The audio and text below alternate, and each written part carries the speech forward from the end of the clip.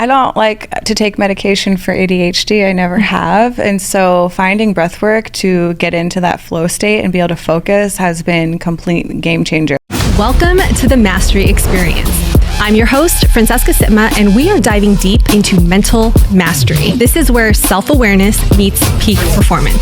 You're going to witness the truth behind personal development, emotional breakthroughs, dissolving triggers, getting into flow state, discovering purpose, and most importantly, mastering intuitive action. And we do this through a process called hypnobreathwork. This is your community committed to breaking behavior patterns, getting into alignment, pursuing excellence, and self-mastery. Let's do the work. This is the Mastry Experience. Shout out to Huel for sponsoring and partnering with the Mastry Experience. Shannon Whalen, welcome to the Mastry Experience. Hello, thank you. We like to start every session with a card from our Mastry card deck. And I was not expecting this direction. What is one financial habit that you know you should upgrade? All of them, probably. Better budgeting, I'd say. Budgeting? Yeah, better budgeting. I feel like this card came up because you recently came to the Money Hypnobreathwork workshop. And you had a really powerful insight in that one. Can we start with that? We're starting with that because that's what the card said. What came up in that session? Yeah, what came clear was that what I witnessed as a child growing up was my father was the breadwinner and my mom stayed home with us. And so it was like imprinted on me that men make money and that in a relationship I will be taken care of. And like that would be when I feel supported and safe fully, even though I had built an entire business on my own and was financially stable on my own prior to being in a relationship. And then when I got in a relationship, things in my business, a different business, but completely shifted. And it was like, I was like, what is going on? But then when I would need help financially, I felt so much shame and guilt about it because who I truly am as a person, beyond that subconscious like programming and belief, is that I want to be an independent person who can take care of myself because I think we all should be able to do that because it's the world that we're living in now, you know, and as women, we are able to do these things now. And I think that that's, you know, the most, what's the word I'm looking for? It's almost like empowering. It's like, it's just also, it's a safety thing. It's like you can always be taken care of. You always know that you're good if you are taking care of yourself. Being in a relationship can expand that, but it doesn't mean that, you know, you're only financially dependent on somebody and that's the only way that you have this sense of safety. It comes from within, always, with everything, you know. That was such a powerful moment in the class because I remember when you said that, it was like a light bulb went off for all of the women that we have this unconscious traditional belief that we've maybe been carrying and not fully aware of. So I want to start with, you are a hypnobreathwork coach, you're also an entrepreneur, and you work primarily, I would say, in the creative space, would you say?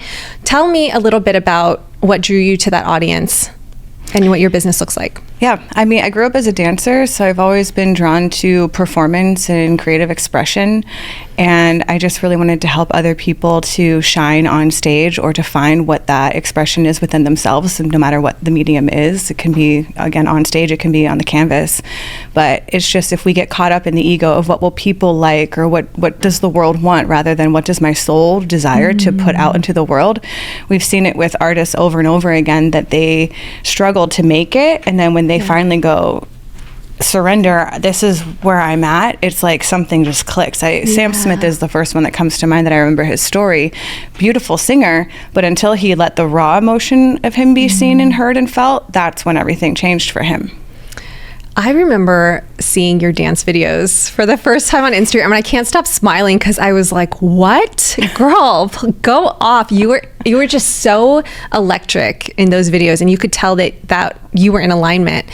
And I know that you felt called to sort of bridge the worlds because once you got certified, you're like, I want to take this to that community because we need it for several different reasons. So tell us some of the blocks that artists and dancers might have. Well, not even just dancers, but people in general having blocks around moving their body and feeling safe to move.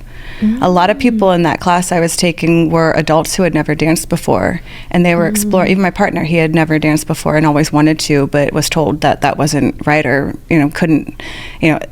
Growing up in the 90s, if you're a boy dancing, then you're going to be thought of as a certain way and you need to be manly.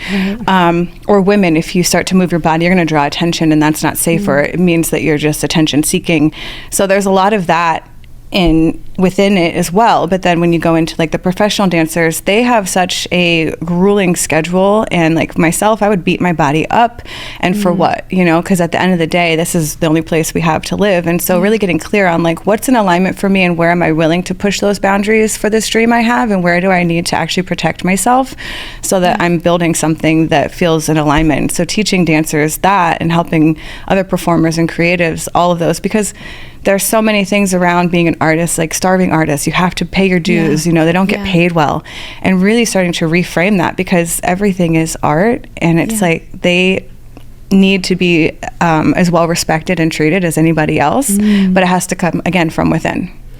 And it's almost like you have to radiate that first and teach people how to respect you in some of those fields. Like you're speaking a lot about, the physical movement. And I find that to be true when we're doing work around intimacy and pleasure, and just allowing yourself to receive that, and how stiff people can be and how that translates energetically. But the psychology of being a performer, of being an artist, of being in entertainment is really tough in LA. And you and I have both worked with a lot of clients that deal with a ton of rejection. So how have you sort of used hypnobreathwork to help people either reframe or prepare? Well, rejection is always redirection or protection, first and foremost, which we can say logically, but it's a whole different experience, like physiologically in the body, when it feels unsafe to feel rejected, whether it's by an audition or community, which can be really challenging to navigate. And either way, as you're navigating your life as a performer, where it doesn't feel like there is a big safety net at times, it's an entrepreneurial journey as well. Just knowing that it's not always about you, or that maybe there's something else available, like maybe that wasn't the right path because there's another tour, or there's another artist that you get to go audition for, that could open up something that you never would have dreamed of, but actually is the manifestation of what you really want. But when we get pigeonholed and only focus on one thing, then we can get stuck in the loop of stagnation or feeling bad about ourselves, and being able to take that into breath and really come back to like the truth of who you are, why you're really doing this, and understanding that there are infinite possibilities and opportunities, and there's not just one way. And especially in this world of social media, it's like we don't need agents and studios and artists to create a platform for yourself. You can go out there and make TikTok videos and get 1 million followers and start getting brand deals and create your own way in this industry now, I think having that mindset and reframe is so powerful, especially when we have the world of social media to kind of carve our own path. It's just hard though, because we're human. And in the same way of drawing parallels between artists and entrepreneurs, and yes, it is one and the same. But I know in the last 2 years, I've taken a lot of hits, like to my ego, a lot of hits, a lot of rejections. And I find that sometimes I want it so badly, because maybe it's proving my worth, or it's a sense of achievement, or it's being performative on social media. And when you want it so badly and you're not getting it, it's really hard to just talk yourself out of it on a cognitive level. You have to almost go into these deeper surrendered states in order to see the beauty in it. And one thing, and this was almost like a coaching moment as I was thinking about you today, is I feel like I've gotten rejected 1,000 times in the last year, and that's probably an accurate number. And I realize now that I've been doing so much breath work that I was just getting my reps in, and you almost have to get really close to the thing to know what it feels like, to prepare for different situations or industries or potential opportunities. And then you have the gratitude when things really start to unfold.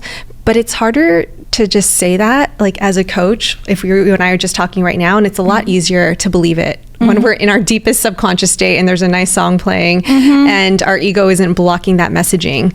So what are some of the breakthroughs that you've seen with your clients in helping them reframe and keep going? Honestly, as you were talking about earlier, it's all about coming back to releasing the emotions that don't have anything to do with the performance or the goal or the industry that you're in. It's the same thing for everyone. It's the blocks from childhood. It's the limiting beliefs. It's the family dynamics. It's your beliefs about money. Are you capable of having the capacity to hold a bigger audience or step onto a bigger stage? And where did you have an experience in your life that makes you question or doubt that? I don't know about you guys, but I am struggling to keep up with my protein, my fiber, my collagen, 10K steps, strength training. But shout out to Huel for making life a lot easier.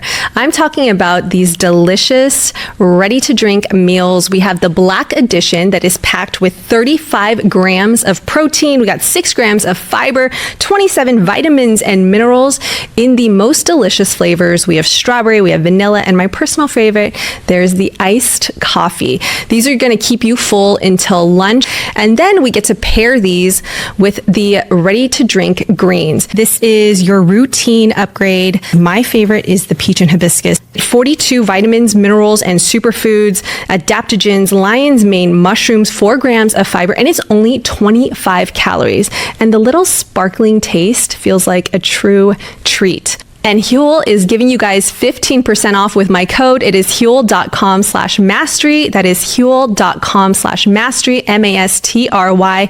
Check them out. Shout out to Huel for sponsoring and partnering with the Mastry Experience. Enjoy your new morning stack. Yeah. And I often talk about like life, as you say this too, it's not a linear journey, it's a spiral.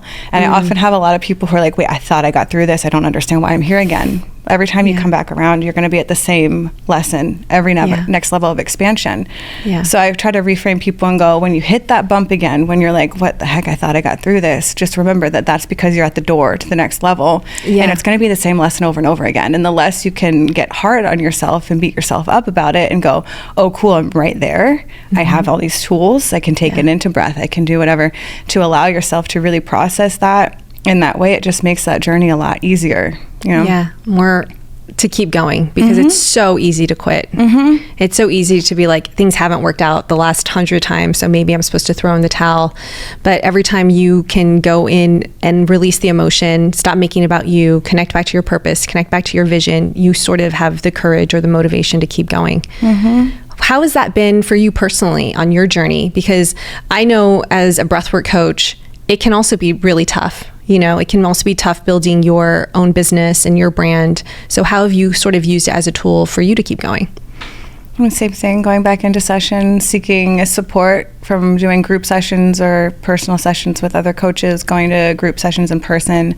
As we were talking about, the group sessions have a different energy to them and can go a little bit deeper. But just always coming back to it and remembering that whatever is happening outside of us is a reflection of something that's going on within. And when we can get into that and clear that and understand, it's just like anything else, bringing it to the light, always looking at where's the shadow, where's that part that may still be afraid subconsciously that you're not able to see yet, and just go back into that session and really nurture that little girl that might just be like, but you know, it feels scary to come out there, but it's like, but we did it last time. So what do we need to feel safe? What did we do last time and what can we bring in this time? What do you need now to feel safe to keep taking that next step forward?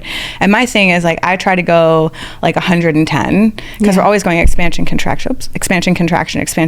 And I'm like, I want to go full blown. But what happened with me was I went into a full blown and then I went back into a tight contraction. I didn't even know what happened. And I wanted to hide and I couldn't get out of it. And it took a long time for me to actually recognize that that was what was happening. But through breathwork, it helped me to come out of it, I think, a lot faster and with a lot more ease. Not that it wasn't still a lot of emotions and a lot of crying and a lot of pain to work through, but I think it blasted me open to see that, like, yes, we can be on this journey and we can quantum leap and all of that, but it still has to be a very nurtured experience of that, like, gentle expansion rather than just trying to go all the way to the edges of the earth and expect that our nervous system has the capacity to hold all of that, you know? So that's been really fun. I've been deep diving down like all the nervous system regulation and like parts work and putting all of that together and like creating spaces for that within, again, authentic expression and understanding that is more and more. So Entrepreneurship is truly the biggest catalyst for your spiritual growth. Like, it'll bring up everywhere where your ego is leading, where you're leading with pride, or you're being stubborn or righteous, or you're living in fear or doubt.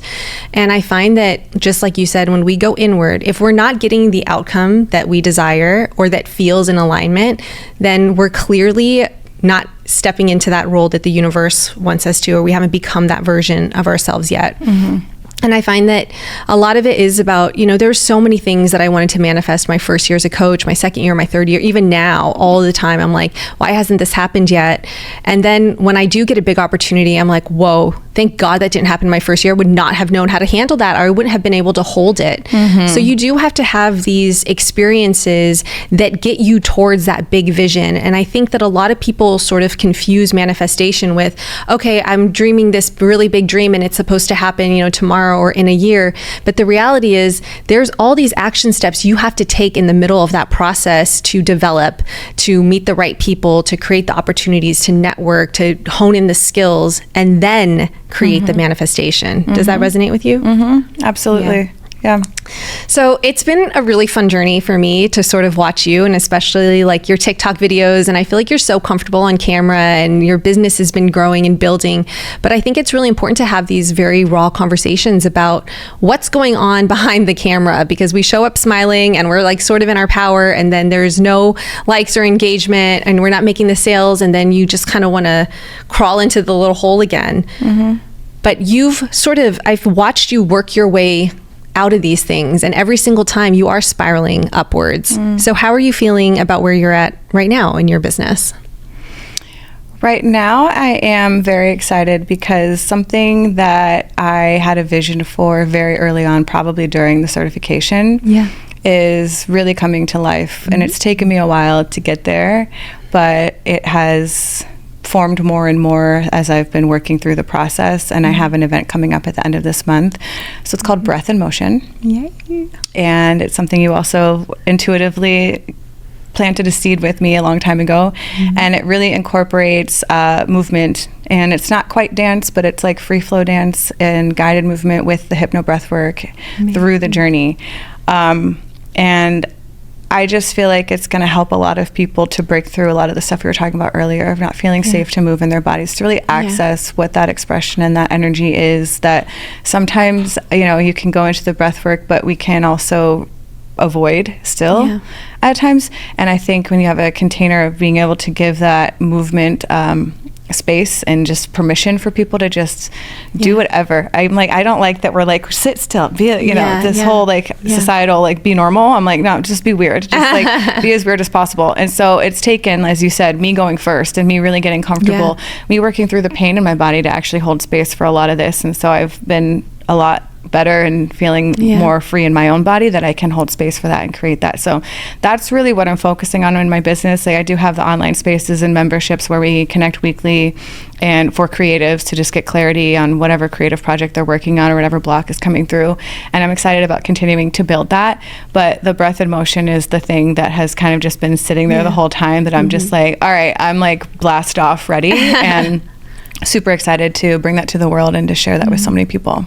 Yeah, that feels really aligned for you to be able to sink in the motion with the breath. And I think we used to call you subconscious DJ. No, that was what I did call myself that during cert. That feels really good. I think there's one more question I wanted to ask you about, because you're one of the coaches that has really sort of understood this space and really leveraged hypnobreathwork as it's come to the neurodivergent community and people who struggle with ADHD. Will you talk a little bit about how you discovered breath to be beneficial in that space? I don't like to take medication for ADHD. I never have. And so finding breath work to get into that flow state and be able to focus has been a complete game changer. And even on days that I've already done breath work and I sit down to do something and I'm like scattered, I'm like, same thing, sit down 20 minutes, like you can move on and actually get something done rather than just spinning and feeling all over the place. And a lot of people that I work with are also ADHD. I mean, a lot of creatives and performers are also ADHD or highly sensitive.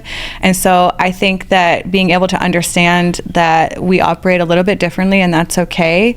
But without having a practice to really understand the language of your system, it feels like a disadvantage in this world, and you feel like you don't quite fit in. And I feel like it's okay now because we do have the freedom to create our own rhythms and our own cycles and our workflows, which is beautiful. But it also kind of leaves it so open that it takes a minute to discover what yours is. And breath has really, really helped to bring some clarity and to like trying new things to just figure out what works for me and, you know, for my clients and their own personal journeys.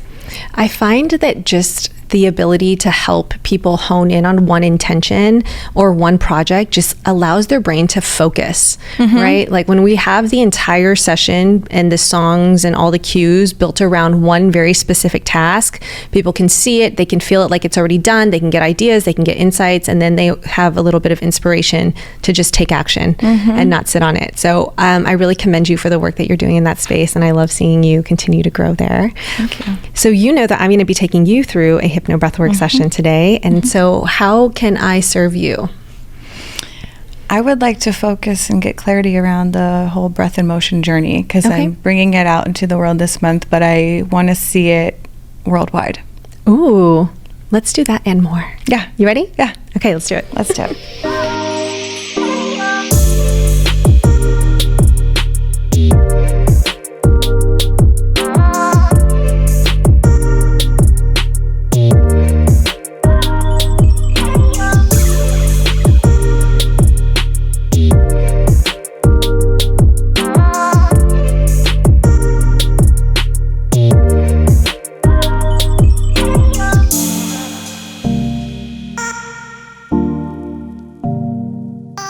How was your journey? Amazing, per usual. Intense, but beautiful. Yeah. Yeah. Let's break it down a little bit. In the beginning, just kind of tuning in, what was the first thing that came up? First thing that came up, I felt really at peace, to be honest. Good. I was kind of surprised I wasn't crying because I am a big crier, as you probably already know about me. I often cry in breathwork, but I really just felt like calm and grounded, which was nice. And I didn't think I was going to cry, but then, you know, of course, I did. The first thing that came up was just feeling like remembering why we're on this journey. You know, and even though there are struggles and it's something that we're bringing into the world, it's not new, but it's new to a lot of people. And you hit a lot of roadblocks or people not understanding or grasping it. And so like we were talking about with the rejection a lot, like it's putting yourself out there with something that's kind of groundbreaking and pioneering it in a way. And just remembering that like there is a bigger picture to all of it, and doesn't matter that it's not working out exactly as I wanted it to initially, but that there are always things happening and there's always possibility. And just because it's gone a certain way up until now doesn't mean that there hasn't been a lot of groundwork being done, inner work being done. As you were saying, like if it had been a year prior, would you have been able to hold it? Yeah. You know? And so stepping now into this vision of bringing breath and motion into the world in this way, I mean, I saw the vision of myself on stage and a massive amount of people in front of me in the certification, and I was like, no, like I was like, oh my God, no. I remember being so scared, and now I'm like, fuck yes. Yeah, good. Fuck yes, because you know what? I know that the reason I'm doing this is from my heart and my soul, and that there's nothing else that I'm on this earth to do other than to help people remember who the fuck they are. And it's taken me a long time and a long journey to stay really deeply rooted and connected to that. Ever since I was a kid, constantly feeling not enough, trying to hide the fact that I was stupid just because I was diagnosed with ADHD. It doesn't mean I'm stupid. I just had no other framework for understanding where on the spectrum, or even that the spectrum existed at that time. Which is a block I come up against a lot. And I know that this experiential way of sharing something that can be so deeply healing is my purpose. Yeah. And I've done it in past lives, and I'll do it in lifetimes to come, you know. I really enjoy you in this energy. And I feel like I've been wanting to guide you through a session like this for a while, because energetically I could just kind of feel where you were. And I've been in this place so many times when it's like you're pouring your heart into it and you're trying so hard and you're being so consistent and you're doing all the right things and you're showing up on camera and you're doing the offers and you're showing up at the classes and you're rocking it every time, and you're not getting the outcome that you know that you deserve and that you know is coming. Like, it just feels so delayed, and that can really wear on you, you know, like it can really beat you up. And I know how hard I had to shift myself when I was going through those long phases, like my first year, how much I had to find joy in the service, how much I did free breathwork sessions for like 5 times longer than I thought I was going to have to. And I had to just fall in love with people's breakthroughs because I wasn't making the money that I was expecting. I wasn't getting the opportunities, and I had to just fall in love with the journey and remind myself of that every single day. And when you have those reminders like you did today, like, this is my purpose, this is what I'm meant to do, I'm combining these two things, the energy hits different. And when you keep clearing out, you know, making it about you or making the rejection or that no one commented, and then you go back to this space where you're so pure, where you're just in love with the work, then you start to see different kinds of results. You know? And I started teaching out in LA right around the strikes. I had tons of people in the industry that weren't working. And I was like, I have something I can give to share with you. And I just poured, I'm like a bleeding heart. I'm like, I want you guys to be okay. I want you to have, like, you know, mental and emotional stability, but nobody had any money. And so it's just a trickle down effect there. And so that has been challenging in the last 5 years because the industry hasn't been the same. And that's where I live, and that's my audience. Those are my clients. And so it has been a different journey, but it doesn't mean that it's not still unfolding and impossible, and things are going to continue to transform, and that we don't stay connected again to the heart of it all. And it's not, I'm not very money motivated. Like, I love it. Obviously, it's the resource, it's the tool that helps us to create and to do the things that we love in life. But I've always known that that's coming. And as long as I stay in alignment with my path, that I don't need to worry about it. Ooh, you know? Mic drop. Love it. What's your next action step? What's my next action step? I really want to bring this into the world in a way that I've never brought anything into the world, and it's through PR. Through PR. Amazing. Yeah. The way I've been going about bringing, you know, breathwork on the beach out into the world, and this so far, and just breathwork in LA for me has been, you know, like you said, social media posting, my own, but it's a different journey because it's a bigger mission, and it needs to have a wider reach to really help the people, especially just right now. Like, I just keep seeing, artists and creatives are totally my avenue, and in my opinion, everybody is an artist, everybody's a creative, so it is pretty blanketed that anybody is welcome here, and I'm happy to serve. But what I really am feeling called to right now is to serve women, particularly moms, to help process a lot of the energy and healing in their bodies, physically, mentally, and emotionally, just from being a mother, but also just going through everything that's happening in the world and feeling unsafe with their kids being in schools. It just feels like we need a place to just rage. And that's what I think Breath in Motion is going to give, a space for sacred raging, and then coming out the other side and feeling just like, okay, I can get up another day and be the super mom and not be holding all of this, because when we're holding all of that, and I'm not a mom, and I think that's why I'm not a mom, because I then have the capacity to hold space for a lot of people to work through this. But you know, with any relationship, if you're holding on to a lot of tension, it comes out at the people closest to us. And having fear around, you know, your child's safety and then taking it out on them doesn't make sense, does it? So creating a space for people to just be able to, like, safely feel that anger, because we don't welcome anger and rage and all of that, the dark, heavy, negative emotions that we've deemed, and we need a space to do that. We need to do it together. We used to do it together, you know. We need to do it together more. So watch out, world, here it comes. Watch out. I really love that.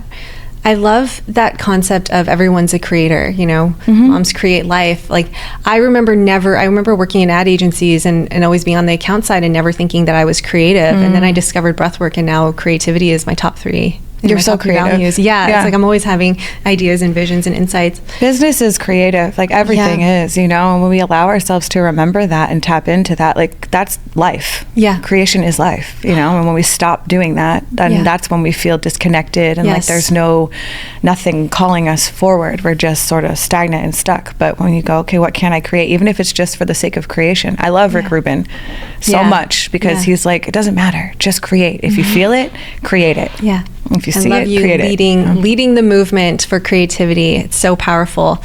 You know, at the end of every show, we offer up a session on Mastry for anyone at home who wants to experience what you just went through.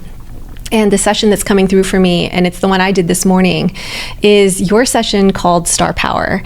And this is one of my favorite sessions on Mastry app because you take people through the journey of their career so they can see everything that they've accomplished. Because a lot of us, myself included, we're addicted to not being there yet. We're addicted to the achievement, to the chase of the next thing.